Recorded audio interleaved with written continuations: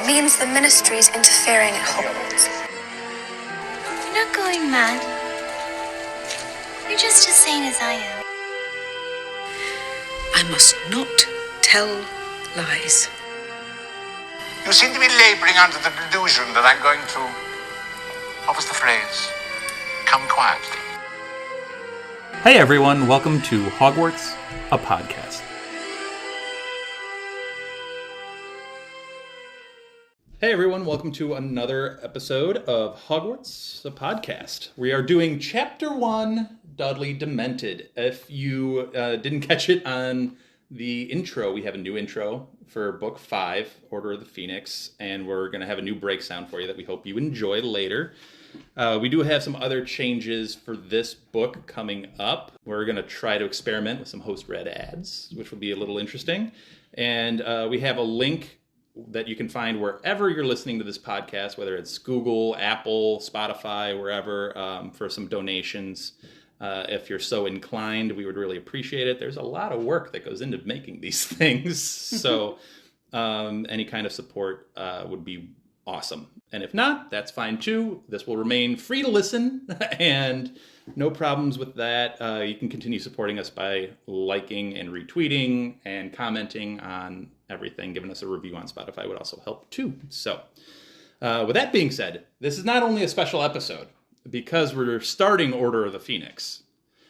We have a very interesting guest combination on for you today. Yes, you can tell by Elizabeth's laugh that Elizabeth is here. We also have Jenn with us here. Hello. This will be interesting for me to try to moderate between the two because, they've known each other for a while. They've known each other for a little while. We might be best friends. Maybe. I guess. Only for like how many years now? Only for 16 years? Yay!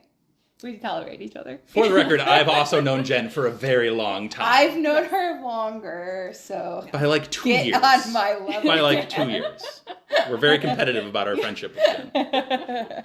So yeah, this is going to be an interesting episode, so buckle in for that. I think all three of us have some very significant thoughts about Order of the Phoenix as a book. Oh, we have strong opinions. We have very strong opinions. For me, I mentioned all the way back in like episode 1 of this podcast, book 1, episode 1, that Order of the Phoenix was my favorite book in the series. So I've always loved it. Obviously, it's the largest book of the series, so there's just more Harry Potter to read, which is always good. A lot of the complaints that some might have, I don't see them as harsh critiques. We can get into a little bit more as we go. But I love so much of it. It actually invokes real emotions in me throughout the book. Some good, some bad. But the fact that it actually strikes a chord with you as you read it, I think is a positive for the writing. Obviously, we're just coming off of Goblet of Fire, which also is a great book in a lot of different ways. And we talked a little bit at the end of it, how some of it was pulling at the heartstrings a little bit or what have you. But I think this book hits a lot of the right notes, in my opinion. But Elizabeth, what do you got? It's also my favorite book in the whole series. And not just because the American cover is blue, which is my favorite color. They just shook their heads at me. It is a very cool design. I will give you that. I love it. The very first time I looked at it, I was like, ooh, this is dark and spooky, and I can't wait to read it. And the whole thing is so much more adult, I think. I mean, like, yeah, Goblet of Fire was very adult, but this was, like, whole up a notch. I didn't feel like I was reading a children's book anymore. It was more of a young adult kind of one. And there's so many good characters in this one that I identify with and so many plot points. And my favorite magical creatures are in this book. So I'm very excited for it. It definitely deepens the world of Harry Potter significantly.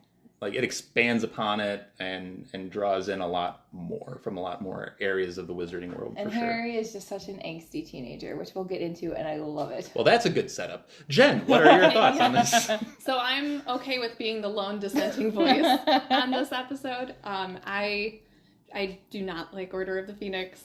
I actually took a bit of a long break between reading the first 4 books when they came out, and I had a group of friends in junior high that were very anti-Harry Potter. So I did not read the last 3 books when they came out. I read them years later. So I was in college when I actually picked this book up at a friend's house and started reading it again. And it really got me back into the series. So I think it's got there is a good mystery throughout it. There are a lot of compelling things in it. It does really expand the wizarding world. However, when I do my rereads of Harry Potter, far and away my least favorite book. One of the main plots that runs throughout it grates on me. Okay. So it's not my cup of tea. I can't wait to get into a lot of these little details that we're kind of skirting around now because it's not in spoilers. But I loved your point about kind of bringing you back into the series, because that's so true. That gap between Goblet of Fire and Order of the Phoenix was significant. I mean, I could tell you, the Goblet of Fire came out July 8th, 2000, and Order of the Phoenix was June 21st, 2003. That's a long gap. That's a long time. And I didn't realize it was that long, but I remember waiting, being like, what's happening in the Wizarding world? I want to know. And it's such a long gap that I myself fell out of Harry Potter. I lost track of it. I didn't think twice about it. And then years later, I thought to myself, like, hey, I wonder if I still like that Harry Potter stuff. I wonder if I'm still interested in that topic matter. And my dad actually had the paperback version of this book just lying around in the house, and I saw it, and I was like, I'll give it a shot and read it and see if I still like it. And from this first chapter that we're going to discuss today, I was sucked right back into it. I was lucky enough to finish book 5, and then book 6 came out a week later. The timing was spectacular. But that's so interesting that you guys both took a break. I was like, I'm going to reread the whole series as many times as possible and try to dig out little clues to tell me what's going to happen. And I missed all of them. I was very into it for the first 4 books. I was super fan into it, and it was just, I was around people who just made fun of it constantly. Rude. So it really took me out of it for a while. And then I got back into it in college, and I was like, I've been missing out on so much. Yeah. I never had that negative environment surrounding it, but it just kind of fell off my radar for a long, long time. But let's get into this first chapter that kind of got apparently Jenn and I kind of back into this series in one form or another. The chapter title is Dudley Demented, which I think is a creative title given everything in it. But we get just a brief rundown of what goes on in this chapter. We start, as always, summertime at the Dursleys.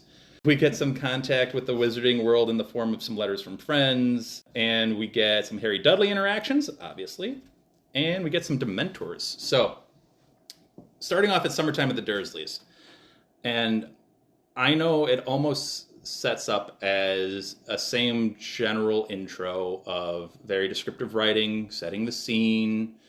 A lot of people can find slow and boring. I know when I was a student, and I know I'm sitting with an English teacher, so this is going to be a problem. But when I got assigned books to read in class, I would always struggle to get into books because it would always have this descriptive, long explanations of what the scene is. And I always found it so boring. And now that I'm a little older, a little wiser, I kind of like it. But how do you think this starts off with Harry lying in a flower bed? Well, I mean, for me, it made me identify with him so much because he's desperate for news, which is the same as us as readers. We've been waiting 3 years to find out what's going on with Voldemort, and he's like, anything out there? Anything at all? I'm going to sit in the flower beds listening to the news, which I love how the Dursleys are like, Dudley doesn't care about the news. Why does Harry care about the news?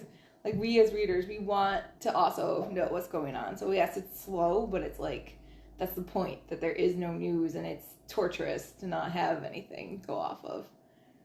To Elizabeth's point from earlier, this was also a good intro in the sense that it didn't feel like it was meant just to be a rehash of all of the previous books. Yeah. It does start off in a way where it fills you in with backstory, but there's a point to it. It's not just a blanket reiterating of what happened in the last book, the intro for Chamber of Secrets or something like that. Or that darn chapter 2 of Goblet of Fire that I hated so much. I mean, this one did tell us that there are water skiing birds. We don't have that on U.S. News. That's true. We also are lacking. To get to your point about maturity of sorts through this book. We get that right off the bat with a description of Harry's growth spurt, just physically. And you're just getting like little hints. She's seeing little hints of like relationships are maturing. The kids themselves are maturing. Their thought processes on things are growing up a little bit. Now you have literally a physical representation of things are changing. Things are changing in Harry's life. Like you said, Dudley not interested in current events, but he is interested in vandalism, smoking, throwing rocks at cars and children. If you want to talk about, like, growth, like, Dudley has gone from being this vastly overweight child who needs to be put on a diet by the school to just, like, has strength and is using it for being a punk. More so than usual. I like vandalism and smoking is one thing. Rocks at cars and children, though, He's a hooligan. Those darn kids. Harry keeps making fun of him as, like, who are you really beating up? You need a crowd, a whole gang around you to beat up like some 8, 10-year-old? Like, come on, man. He was 12, Dan. Oh. What do you think about Dudley's little transformation here, Jen? It's not totally shocking. He was a bully when Harry was little. He's setting his sights on smaller, more helpless children. He's got a whole group now to, have his back and to talk him up now. So he's turning into a neighborhood menace. Big D. Big D on the prowl. What a nickname. We also get knowledge that Mrs. Figg is asking him for tea often, which he doesn't seem to enjoy going over there for that activity. I think it's clever that Harry's actually trying to find unique ways to listen on the news and find, like, the non-obvious signs that Voldy is returning. Yeah. Like, I like the random disappearance that no one can explain, or the random accident that seems suspicious. I think that's a pretty clever thing on his part, and Vernon even, like, comes at him, like, why do you even need to listen to the news? Like, your world doesn't affect ours. And he's like, kinda does. Kinda does. The one thing here I also want to mention, because this is recurring throughout the chapter, that I thought was really interesting was J.K. is very deliberate with a lot of her word choices. Mm-hmm. And she describes Mrs. Figg as cat-loving and as batty.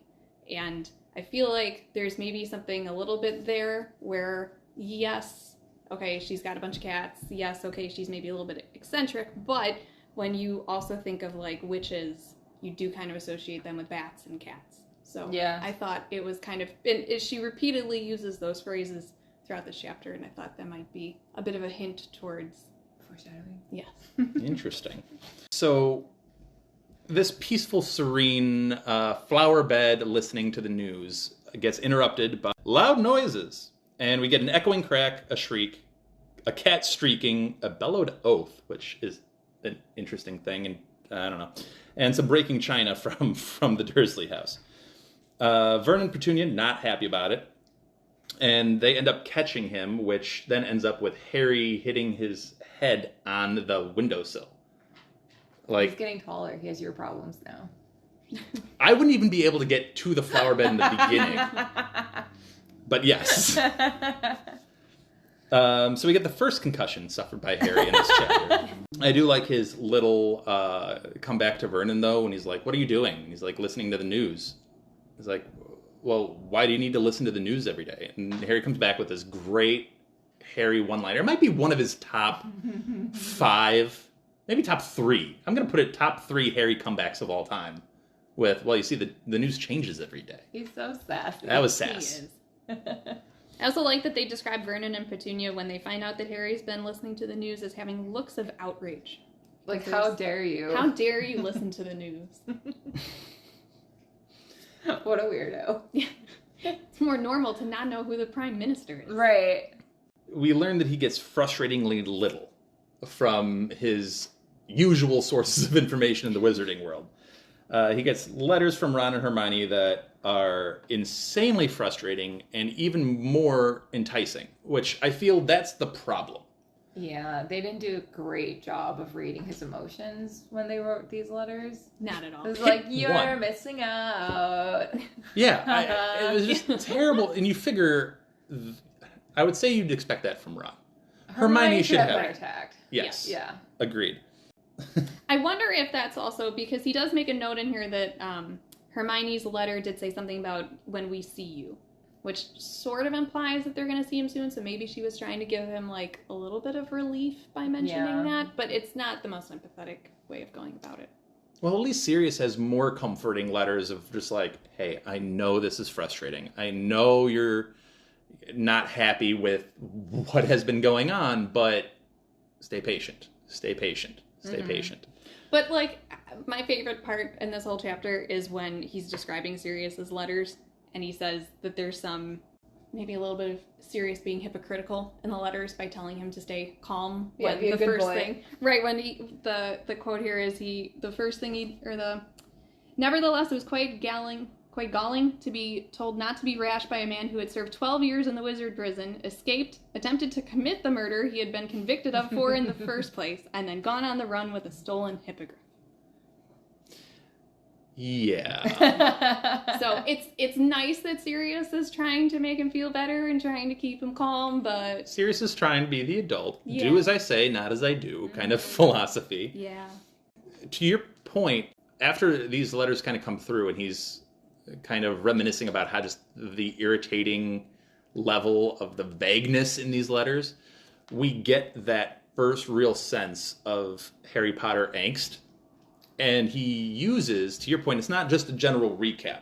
I feel like the recap serves a plot purpose here, and that it comes through via his angst. Yeah. Like he's using his angst as a way to recap us all. Well, that's what I made a note about. Like, J.K. does such a great job of, like, writing that bitterness of his tone. Like, when he's talking about, like, you know, my scar hurts, but I doubt anyone cares. I'm not going to bother telling them. And, like, when he sees Dudley walking by the park and he's like, he'd love to vent some of his frustration on the boys who once made his life hell. He's, like, so on the edge right now and trying so hard just to, like, you know, stay on the one side of the line, but it's really hard because life is very frustrating right now and there's just so much angst. I love the angst. He's so emo. He's like, I mean, he's got the angst of feeling kind of let down by his friends and kind of feeling like, isolated. One, there's anxiety of like, okay, I know what could be happening out there. Like Voldemort, I know he's there. He exists. I saw him come back. And I know things are happening. Things are happening, but I don't have the means to get knowledge about it because either the newspaper is stupid and not reporting anything, or the people who would give me news are just not, and that's annoying, so that leads to outrage. And then there's also the whole level of trauma of like, you saw Voldemort return, you saw Cedric die, plus normal general teenage hormones, and it's just like this perfect combination of just like, everyone's against me, no one understands me, life is unfair, angst. And he's capable. He's proven through as much as I hated the second task, he's proven that he is capable in dangerous situations. He's been doing that since he was 11 years old. So the idea of him being left on the outside of these conversations is like, has no one like seen what I can do? I can literally be of help here. I dueled Voldy and I came out alive. Isn't that worth something? I see where a lot of it's coming from here. Jen, you hate angst. What do you got? Okay, it's not that I hate it is not that I hate angst. I am as emo as they come. But I don't mind it in this chapter, I will say. Okay. I feel like all of this is well deserved. He's being left in the dark. He's frustrated about it. His friends are off. He's thinking they're having a good time without him. Everyone's been there. It's a perfect storm of all of these different things coming together, and it does a really good job of explaining where he's at mentally. And there are some really good points to be made that he can handle a lot of things, and he feels that people aren't giving him enough credit for that.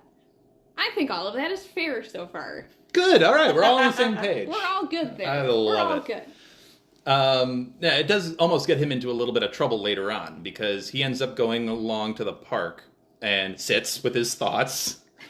And then sees Dudley and his gang, and he has these thoughts of like, notice me, look at me, I want to fight, I want this, like bring it. And can get him into trouble. That reckless streak is just a little bit of a sliver of his, he has some very deep angst. Like he's so close to the dark side. Yeah. He's there's a lot more bubbling underneath the surface for him. I agree, there's I think a lot of people chalk it up to what Elizabeth said is, like, it's also a little bit of hormones here, where it's like, going back to our discussion, Jen, with Ron and Harry and some of their fights. Yes. And that idea of, like, usually guys just, like, fight it out, get it over with, and move on. Because that's how teenage boys think, is just like, Girls don't do that. No. Psychological warfare. 100%. Right. This is a little more aggressive, where he's, like, wanting a fight to come happen. I think she does, to JK's credit, I think she does a good job of writing Harry's angst. Yeah. I do enjoy reading how he ends up fighting that temptation to start a fight. But I love how she writes then him letting out all of that frustration in just the most sass-filled comments. And I will give Dudley some credit, because after he says goodbye to his gang and Harry catches up with them down the alleyway, Dudley's restraint is top-notch. Because some of the things that Harry's getting at him on, I think would send most people's fist coming his way. You know what quote always makes me laugh every single time? When he's like, not this brave at night, are you? He's like, this is night, Diddlykins. That's what we call it when it goes all dark like this. Like, you're such a punk. But then Dudley comes right back at him. Yeah. And hits him hard. It's just interesting because, like, we know Dudley, when he was younger, would have just immediately punched Harry. And this is the... verbal attack is Harry's power, because Dudley is afraid of the magic that he could potentially do. But there's such an interesting dynamic. I think that's an interesting point. I think you see a little bit of growth in Dudley here. The lack of haste in resorting to physical violence. But he's also growing a little bit more mentally, too. And he's able to come back at Harry verbally with something that probably cuts 10 times deeper, 100 times deeper than whatever Harry just said. Yeah. Like, he hit him hard, and Harry's like, I don't have... How many times has Harry Potter never had a response? All the things Draco has ever said to him, he's always had a response. And this one, he's just like, what do you mean? He did not see this one coming. No. And then he's like, oh, no, he's making it up. He's making it up. But wait, how does he know Cedric's name? Which also makes me wonder, like, how loudly was he yelling Cedric's name in his sleep? I think it's full-blown night terrors. Was Like, Dudley, full-blown. walking by and just being like, what's going on in there? I think they could... Sneaking to the fridge in the middle of the night for a snack and just being Cedric. If Dudley is hearing this, what do you think Vernon and Petunia are thinking? Oh, they don't care. Because they're... Yeah, but that's got to be... They're already disturbed by Harry, just him existing. Now he's, like, screaming in his sleep about death and murder and father save me, and they know who his father is. They know who his mother is. Like, they have to be like, they probably what is going put on? in, like, noise-canceling earplugs. Soundproof. Kind of thing. Just be like, shut up, Harry. It definitely depends on the layout of the house. Yeah. Because, like, my parents, if I started screaming in my bedroom in my parents' house, there's no way that they're going to hear me, because they've got a sound machine and they're, like, across the way. But, like, I'm next to other rooms that, like, you could ostensibly hear me in. fair enough. So, it might be. My parents would be, like, banging on the wall. Like, what's going on? So that's an interesting interaction between the two of them, just as things, like, it's a dark comment to make. It's a dark moment, emotionally. It's just interesting, too, because it's like we don't see much of Dudley and Harry talking to each other when the adults aren't around, and having the like, we haven't seen that since, before Dobby showed up, right? When You he see was, like, taunting him about, like, oh, you have no friends. You like see that their relationship has grown in some ways. That at least they're communicating back and forth. Whereas it seemed in the earlier books that communication level was not there. And it's interesting that Dudley isn't afraid to at least hint at the fact that magic exists. Whereas Vernon and Petunia both are like, you know, let's pretend as much as possible that that is not a thing. And he's like, I know you got that thing. Makes you feel like a big man, doesn't it? That wand you got hiding with your magical powers. But, like, he's been trained his whole life to just pretend like magic doesn't exist. So the fact that he will openly address it with Harry is interesting. Yeah. Well, Dudley might be a little bit smarter than Harry definitely gives him credit for. And honestly, he's probably smarter than both Vernon and Petunia give him credit for. Because he's obviously, to your point, bucking that, like, that thought process that they're trying to just ingrain in him, he knows. Dudley seems to have a little bit of he's very different when he's away from his parents. Yeah. Yeah. Mm-hmm. So yeah, I give Dudley a lot of credit for having the restraint to not deck Harry. But then so they have a dark moment emotionally here, and then they have a dark moment literally physically as darkness, complete blackness descends. As dark as you can get. Yes, like almost no light can escape from this. And understandably, Dudley is not happy about this. He thinks Harry's doing it because Harry just pulled a wand on him. Which is a reasonable conclusion. 100%. And, you know, he's starting to freak out a little bit because he doesn't know what's going on. And this is beyond what a punch can fix, even though he still tries it anyway. He smacks him right in the head. Stop doing that, Deck. And again, I always remember reading this and being like, oh, Dudley, why did you do that? You just made things worse.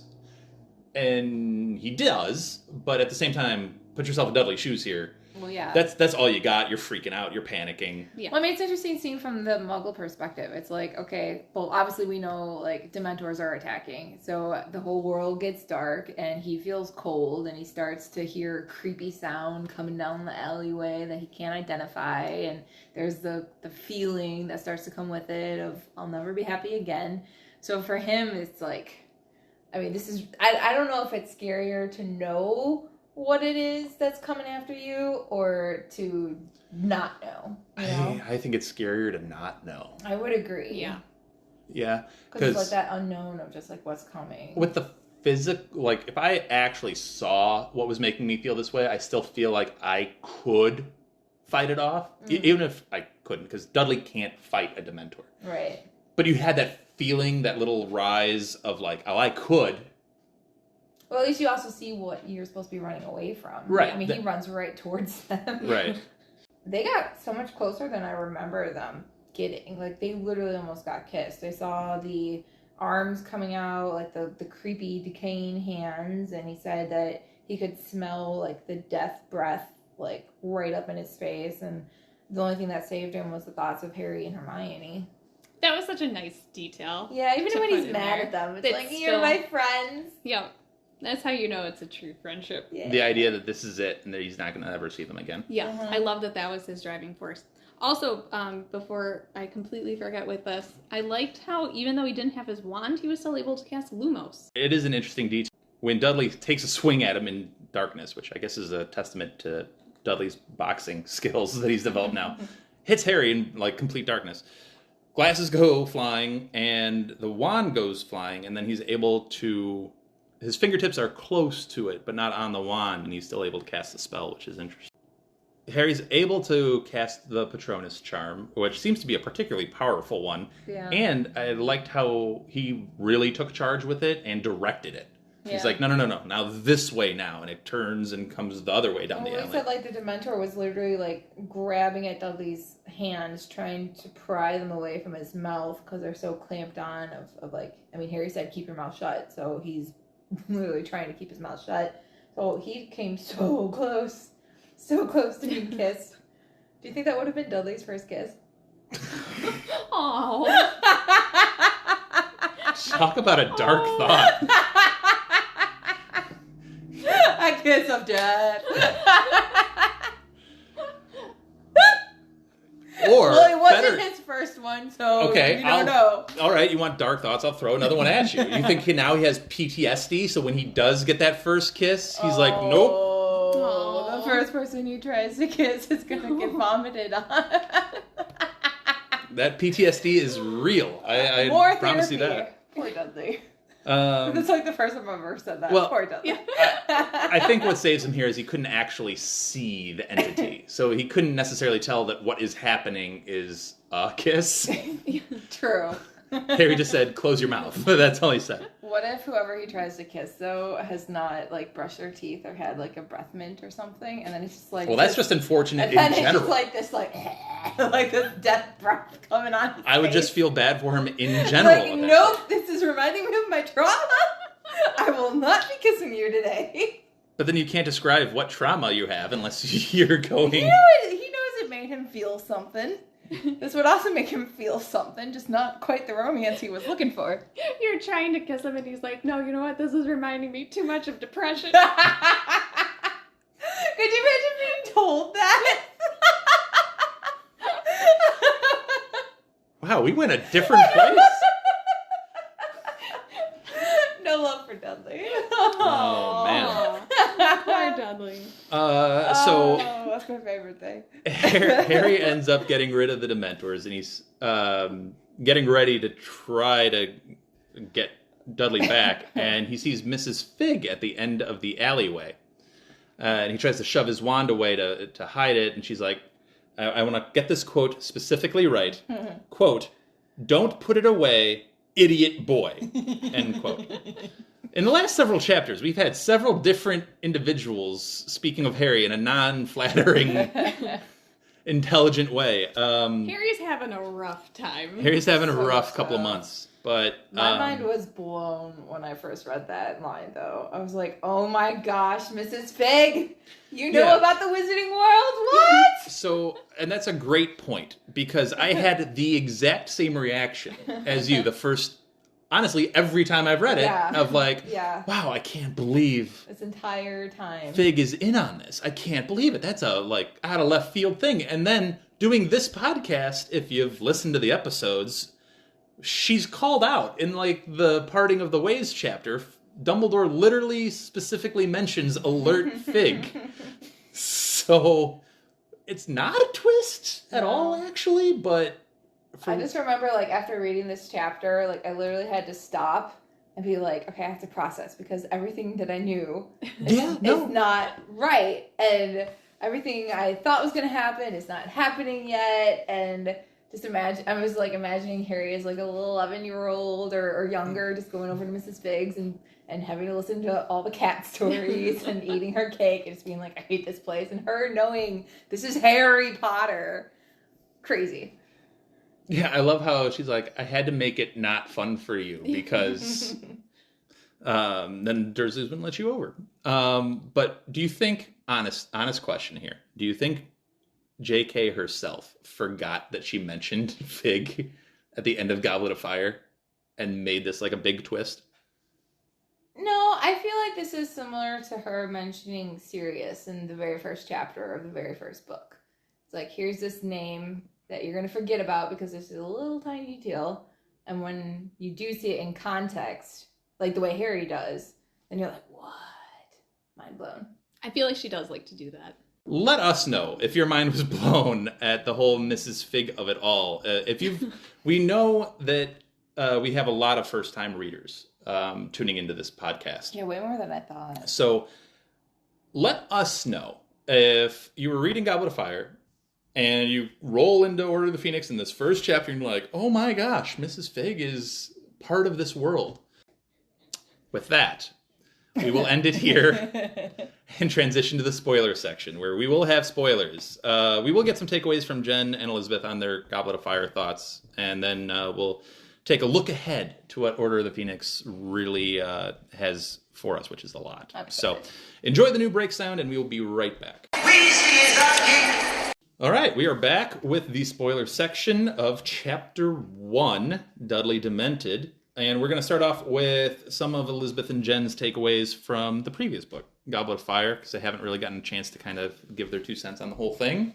Elizabeth, what you got? Well, I think the first time that I read it, it was like, one, there was the aspect of like, I just finished such a big book, you know, because it's so thick. And then when that was over and then Order of the Phoenix came, I was super happy that it was just as thick. I really hoped that the 6th one would also be just as thick, if not bigger. I was like, we're going to get like Bible-sized books soon, and I was really happy for that. I love the Triwizard Tournament concept. I thought that was really cool, seeing foreigners come and play with the kids and all the different types of magic that they'd have to do. I think my favorite was probably the dragons. I feel like the maze could have been the favorite, except for the fact that we didn't really get to see much because a certain someone cleared away all the obstacles for Harry. But I think from a student standpoint, all 3 would be really weird to watch. Like, the dragons would probably be the most entertaining, but just staring at the lake for an hour and staring at hedges for an hour would be not the most entertaining.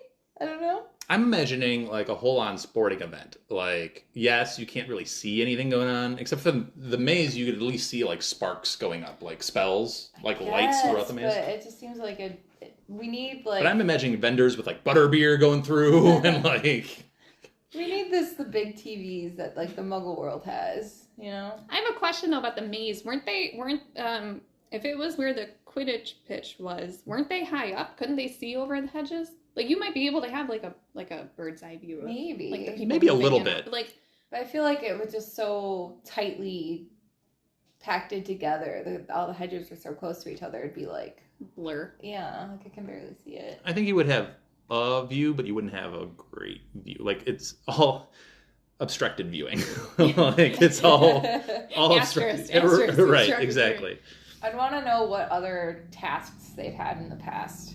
Like, I mean, there was the one that was talking about having to chase after some magical creature. I forget what kind it was and how dangerous that was or whatever. But it'd be interesting to see what other types of ones that they came up with.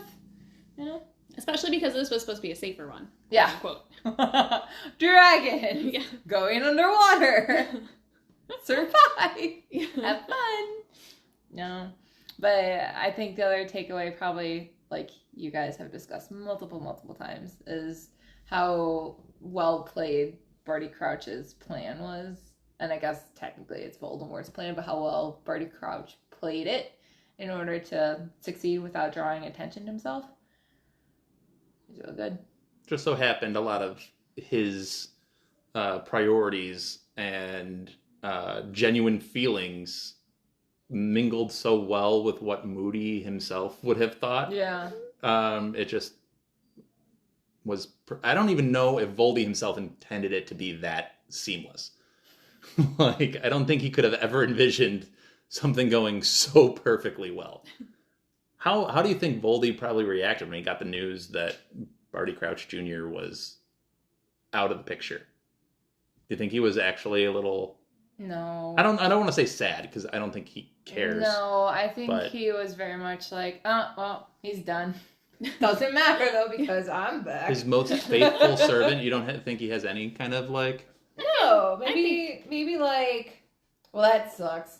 Let's move on with his life. Woof, Voldy's harsh. So What were you going to He say? has no love for anyone. No, I feel like it would have been a little sad. Maybe not sad. Maybe sad's too strong of a word, but I think he would have looked at him and been like, this strategically is not optimal. Like, emotionless, like, No. I did just take a bit of a loss there. Now I'm envisioning Ralph Fiennes going like, this was suboptimal of an outcome. Like, I don't know. I think he valued Barty Crouch Jr. a lot more than like Avery, who came to grovel at his feet. Well, I feel like the value comes from what he can bring to Voldemort's life. Mm-hmm. Sure. And the value has been used, so now we can discard it. Same way we did with Quirrell. I think he would look at it as he was competent. Crabbe and Goyle. What am I gonna do with those two? Well, you exist. You stand there. As long But as like you exist and you're loyal to me, then it doesn't matter. That's what he sees. I just think it's very much like you served your purpose. You brought me back. Thanks. Now let's get to work. harsh.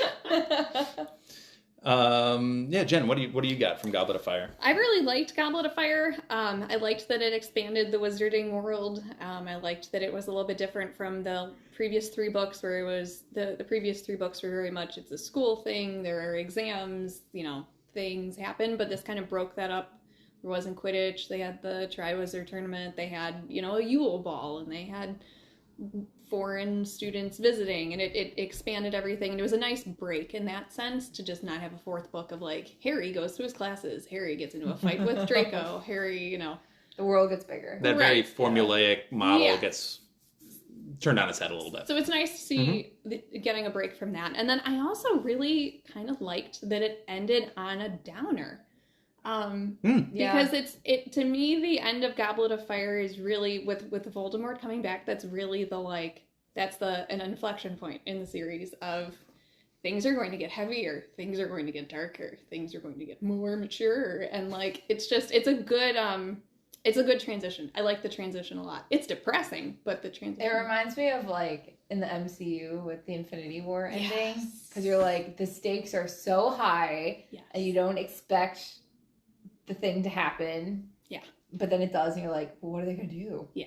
And that's the I kicker like that that. brings you into the next book. I like that feeling. It's a frustrating ending because obviously you want to see justice happen, and justice doesn't happen, and it does introduce the conflict between Fudge and Dumbledore, but it is just like it ends on such a nice note of like, what's And then next? leaving us for 3 years That's to harsh. imagine what it will be, though. I Yeah. like that. And, I like that point a lot. To your MCU point, a lot of people have criticized MCU because it's so formulaic and that superheroes win every single time outside of, like, Infinity War. Right. And that gets old after a while. It gets boring. You want to feel invested in the villain at some level. And this... You want to feel like there's a real threat. Right. Yes. And this is a real threat. And then if you Yes. really think about it, yes, 1, 2, and 3 end on a happy, Yeah. Disney-esque kind of happy ending. Things are wrapped up neatly. But 4, 5, 6, even 7 doesn't even end that happily. I mean, really, there's death there. Well, also, there's so much. What I love so much is like there's, especially from this point on, we know what is right, we know what is just, and we know what should be happening, and there's the frustration that none of that is happening. Yeah. And it's such a real world thing to see, like, here's the problem, here's an easy solution. Why are we not doing that? Reasons. All these complicated reasons that are stupid, but everyone's like the Ministry, like they're trying to avoid the spreading of the panic and trying to ignore Voldemort's return, but that just causes more issues. And then when it does happen, then it's like, oh, well, now we're a whole year behind where we could have been in order to properly prepare to combat him. And then just like you have the element of, I mean, not brainwashing, but literal magic that can turn people against themselves and against each other. Oh. It's just total chaos. I think the frustrating bit is not that Fudge or the Ministry is against widespread panic. I think they're right, and that's a problem in a lot of different ways. Disorganization, violence, a lot of different things. But the frustrating bit is you can do both. You can not have panic, and you can start moving chess pieces Like the way Dumbledore behind does. the scenes. So I think what Fudge needed to do was have a more productive conversation with Dumbledore. Is like, okay, if you're right, here's how we have to proceed. You as like the anti-Voldy movement and me as the head of a government, how we should proceed here. And I think both would have good points of like, I think Fudge is within his right as the Minister of Magic to be like, Albus, you can't do it this way. You can't maybe take all of the steps you want to take because it would have ramifications for the general person. But you're right. I do need to take some steps in, figuring this out. If you don't believe it, then figure it out. And if it is true, then what are we going to do? Like, it's both. I think you have to start taking steps to get to where Dumbledore is saying. Yeah. It's like you can't jump right into what Dumbledore wants to do because not everyone in the wizarding world is going to be as receptive to what Dumbledore is Sure. saying. But like you can't sit on it and be like, well, it's fine. It's like maybe you should start getting to a place where you can execute what Dumbledore is saying. It doesn't have to be tomorrow, but like, this is real. This just happened. Maybe Right. let's do something. Right. It's just why Ignoring it will not help. It's why I love that the parting of the ways discussion between them so much is because there's so much nuance in it of what can happen and the fallout from it. And large decisions have a big fallout. Small decisions have a big fallout. Well, and Dumbledore saying, like, as long as we're both against Voldemort, we're still on the same side. Yeah. But Fudge just sees it as, a thing of pride and fear and wanting to avoid the acknowledgement that Voldemort's back. Because that would be a very scary thing. Well, And then they won't vote for me. But so Anna and I brought up the idea of like, let's say they go public with this, right? Uh-huh. You're the Minister of Magic. People are going to be coming to you for answers, right? And if you're not comfortable being there, the one answering those questions. What are you going to do? Pull Dumbledore up and answer those questions? Well, then that does hurt you politically, because now they shift focus from you to him. And now Fudge's position in his seat of power is diminished. Like, this is a lose-lose option for Fudge. You could form a committee. Just not put Dumbledore on it. I don't know. I think it's just inherently selfish to put your own position ahead of the greater good. Ooh, that's a loaded term you just threw out there, though. The greater good. Oh, I know. I am a Slytherin. Well played. Thank you. You're right. Fudge is certainly being selfish here. I mean, Especially of a risk of this magnitude. That's the other thing. It's not like this is like a, Well, I mean, and we see that come out later in book 6. Like, literally everything that Dumbledore predicted would happen did. So we're getting into kind of the future a little bit here, and prognosticating out. What about just in this book? What are kind of some of the things that we're looking forward to in this book? The characters. Oh my god. Like? Who are you most looking forward to? One singular character that you're looking forward to the most. I know. I know, that's why I asked the question. One of my favorite characters is in this book because I identify with her so much, but I have to say Umbridge. Umbridge is the one I'm most looking forward to because I hate her guts so much. I'm going to do the Family Feud. Good answer. Good answer. Good answer. The other answer was Luna. I love Luna so much. She's amazing. She's on the record as saying Umbridge. I want to, but only Umbridge because she is such a good villain. Like, I hate her more than Voldemort.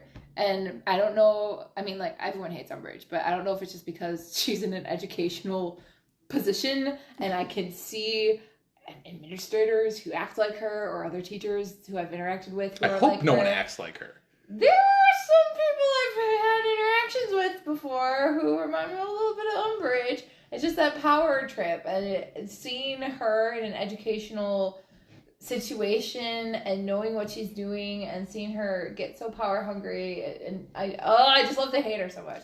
I have comments on that, but Jen, you're one character that you might be looking forward to seeing the most. That is a good question. And I suppose I would have to say Luna, because I did not like Umbridge. But the difference between Elizabeth and I is that I also don't want to read about Umbridge. So very fair. That is fair. She just gets my blood boiling, that's why. I agree. And that's part of what I was referring to in the non-spoiler section of why I actually liked this book, and the fact that it does kind of get under your skin. It's such an emotional reaction. It does get an emotional reaction, and I think I just find myself going like, oh, I hate this lady so much. And I hate reading about her, to your point, Jen, but at the same time, I'm like, the fact that I'm reading a book and it's making me feel like this is really good writing on her part. And I don't know. That's just how I view it. So I'm, I guess, more similar with you. That's the part that we inherently disagree on. Because I'm reading this book and I'm hating Umbridge and I'm hating Harry's angst and I'm hating the repeated Harry, why won't you listen? I know what's right. And just back and forth, back and forth, back and forth. And I'm reading it and I'm feeling the exact same thing that you guys are feeling. My blood is boiling. I'm very amped up by this, but my take on this is my free time. I don't want to be this mad in my free time. The writing's fantastic and I can really relate to this, but I want to go calm down. To that point, I have literally had conversations with people that couldn't get through this book because it was too emotionally draining on them as they were reading it. I've had those conversations with people. Oh, I love that aspect.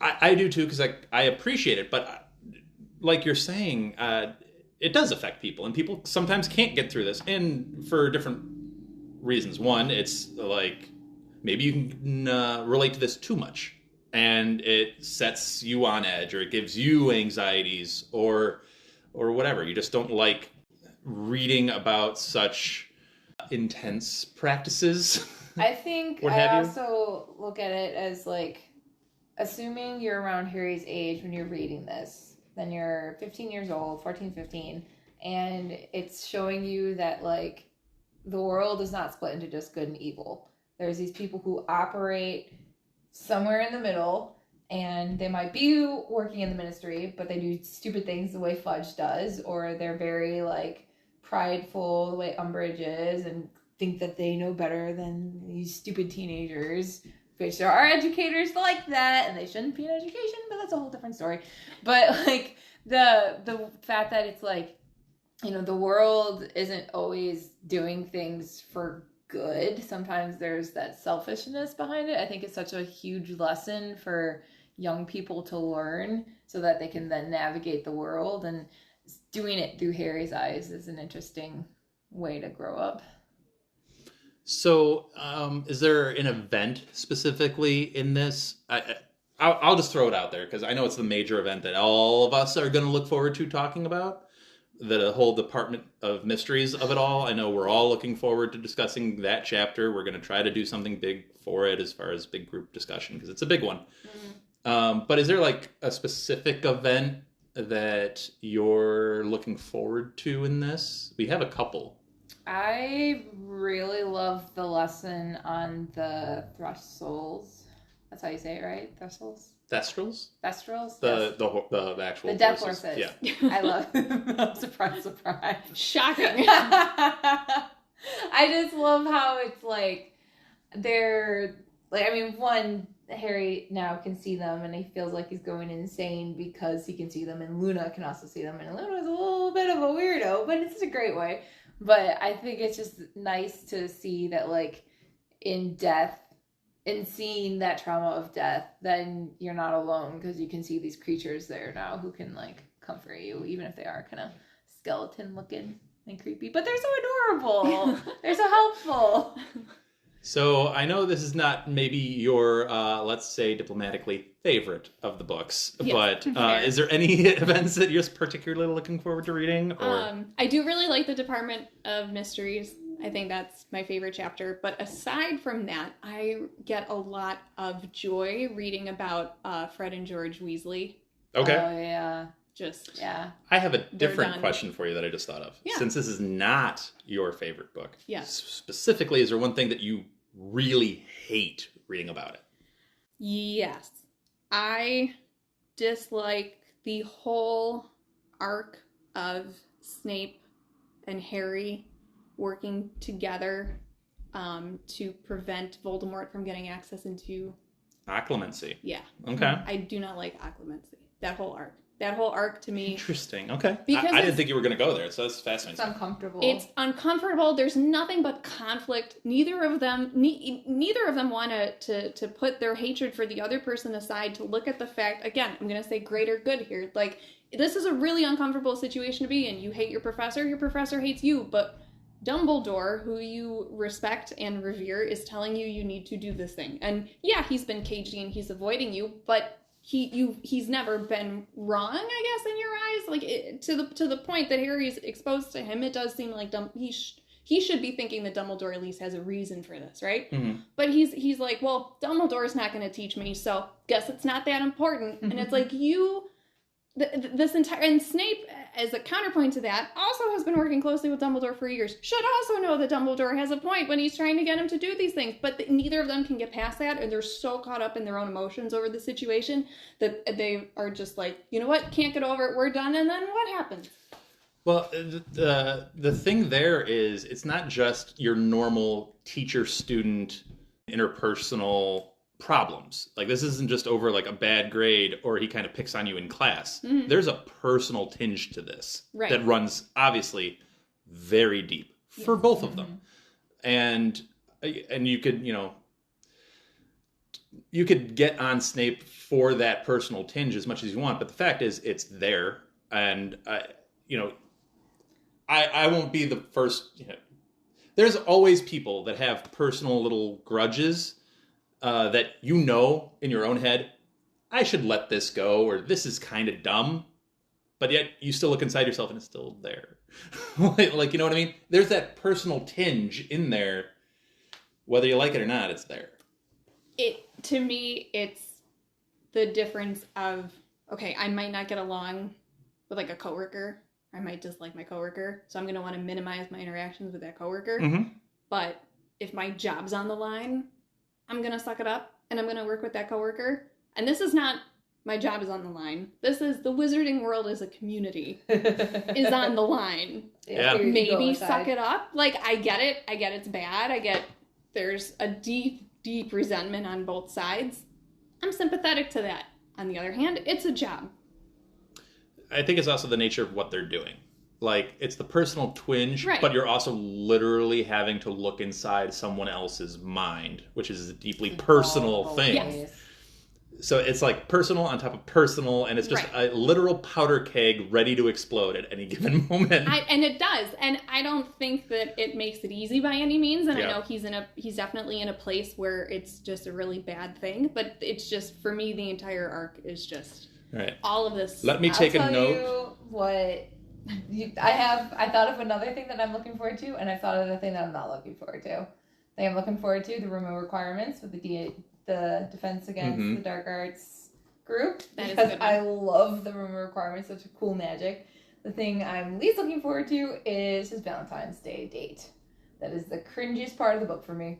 Really? I hate it. Oh, that's funny. I hate So it so let me much. let me just take a note, putting down Jenn for Occupancy chapter, putting down So I think the thing I'm looking forward to most also has to do with the DA, and it's specifically the Hogshead scene, where they're literally forming it to begin with. I love that scene. It's a good scene. It's a really good one.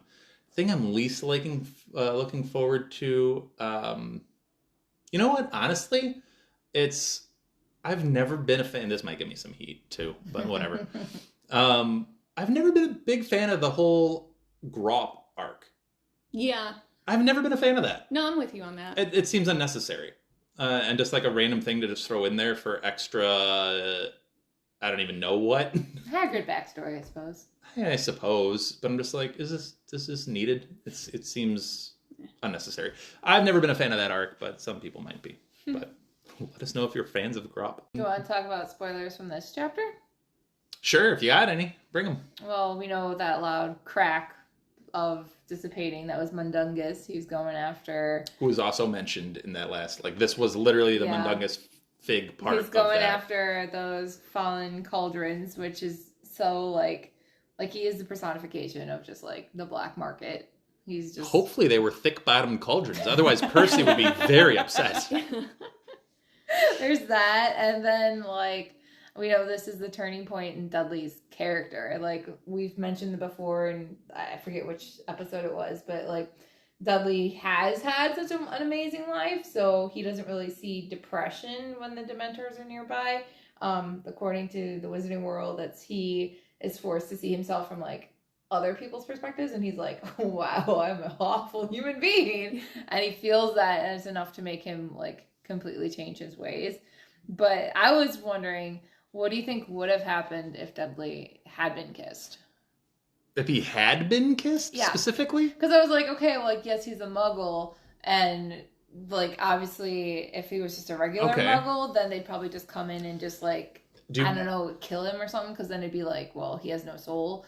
But he belongs to a family that knows of magic, and they would obviously demand answers from the ministry. So then would there be an inquiry, and then, like, Umbridge get in trouble, or would she be able to, like, hide it somehow? You know what my honest answer to that is? I think it would break Petunia.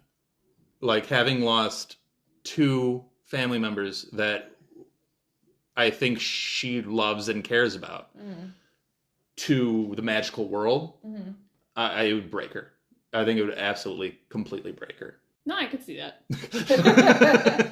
I don't disagree. I'm just wondering more with, like, from the magical standpoint. Like, if the ministry is like, okay, here's proof that Dementors were there, and we know because Dudley has no soul anymore, assuming he had a soul to suck out.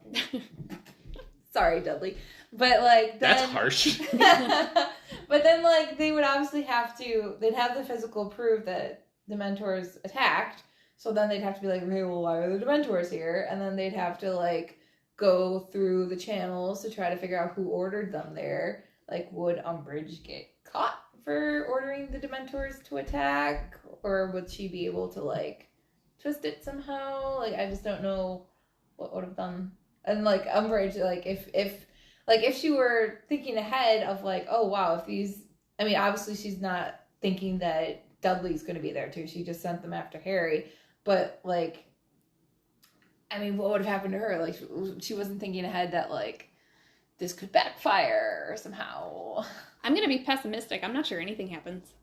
Yeah. I think they sweep it under the rug, which is really depressing to think about. that too. But Do you because think... he's a muggle. Right. Yeah. I honestly agree with you that they probably would sweep the whole thing under the rug. But how would that... If they're sweeping it all under the rug, how does that affect Harry then with the herring? Does he then get off because of that if they're trying to just sweep it under the rug? Or do they still try to make... Because whatever you do, you're going to make news if you would expelled Harry Potter from Hogwarts. Yeah. So if you're trying to sweep it under the rug, which I think is what Fudge would do, because that would be the cleanest way of doing it, Yeah. then you can't punish Harry. I don't think they do. Yeah. Then you sweep the whole thing under the rug and just be like, this didn't exist. Go.